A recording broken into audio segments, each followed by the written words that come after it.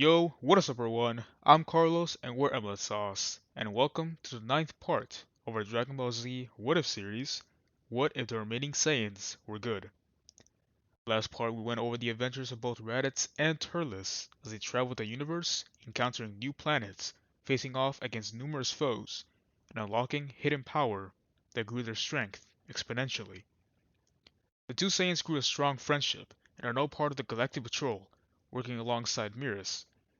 In this part, however, we'll be going over the Battle of the Gods, and how it would have changed with the story's previous events. Would our heroes be strong enough to fulfill Lord Beerus' desires, or would they perish alongside planet Earth?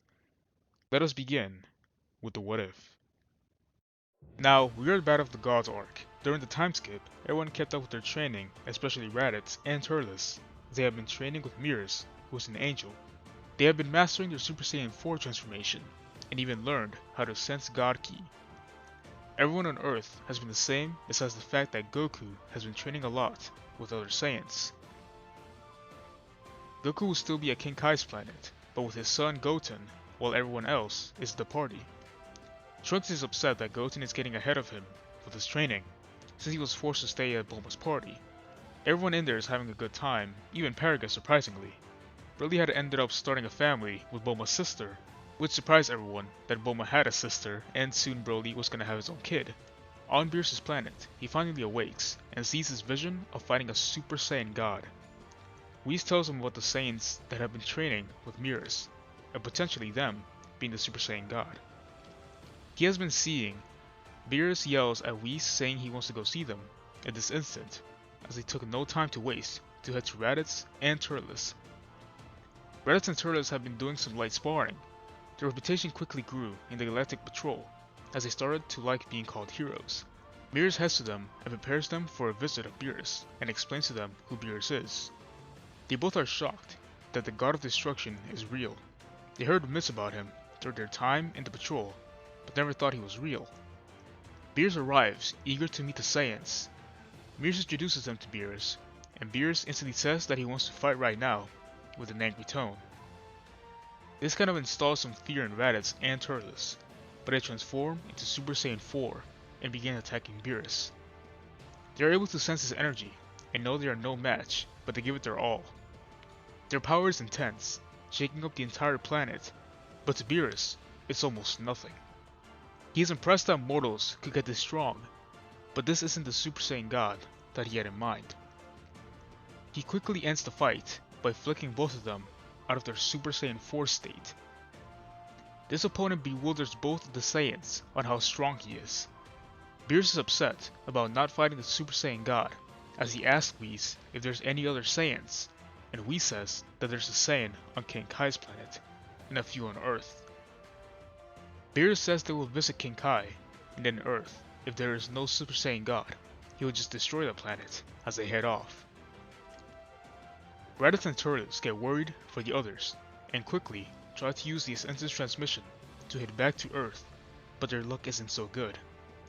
Supreme Kai and Elder Kai would warn King Kai of Beerus' arrival, and they get contacted by Turles and Raditz, asking for assistance to be teleported to Earth, as they can grab a high enough energy level to teleport to.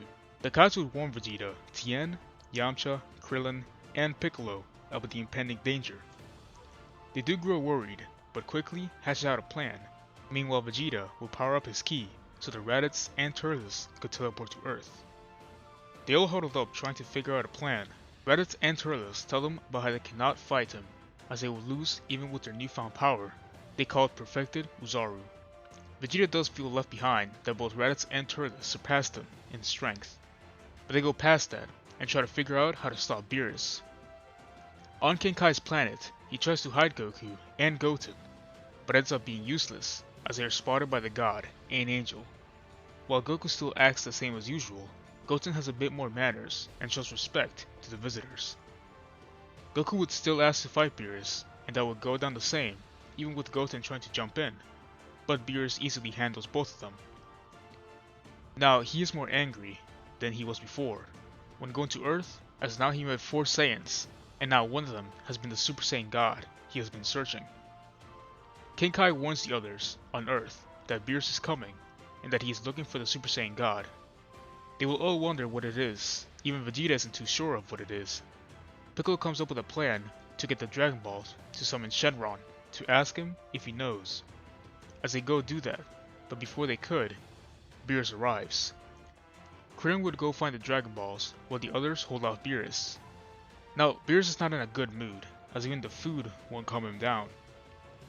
Instantly, he demands the Super Saiyan God, but this does not go right with Bulma, as both her and her sister begin yelling at Beerus. This annoys Beerus, and he sends a small ki blast, and it explodes nearby both Bulma and her sister, and severely hurts them. Seeing this, both Vegeta and Broly get enraged, as they both charge at Beerus with the intent to kill.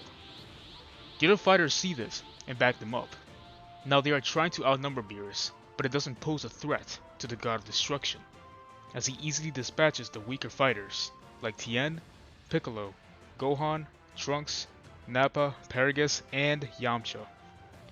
Turles and Raditz are barely hanging on, even with their perfected Uzaru form, but even then, plus Vegeta gets knocked down with ease. Beerus tries to have his fun with Broly, as he notices that Broly gets stronger the longer he's in battle, as he believes this might be the Super Saiyan God he has been looking for. Their battle begins to cause major damage around them, causing major pressure waves every contact they make. But even with this great power that Broly has, Beerus knows that it's still not enough, but he does grow interested with his fighter, as that he has great power but cannot manage to control it as he knocks out Broly. He throws him to the others and says that he is disappointed that he cannot fight this legendary Super Saiyan God, as he prepares to blow up the planet, but then Krillin stops him, saying that they could possibly still summon the Super Saiyan God with the Dragon Balls. Beerus allows them to summon Shenron, as they will ask him, and around this time, Goku would appear. Shenron would explain how to do the ritual, and then it becomes a question on who will fight Beerus with the form. Raditz and Turles turn it down, as they rather learn to even greater their strength with the form they found. Then they'll look at Broly, but he's still down from his wounds while fighting Beerus. Then it's up to Goku, but Vegeta doesn't like it, but Goku does pose the idea of them fusing with using the form. Vegeta yells saying that he wants to fight himself, but since Vegeta really does not want to be left behind, being in last place, he angrily agrees.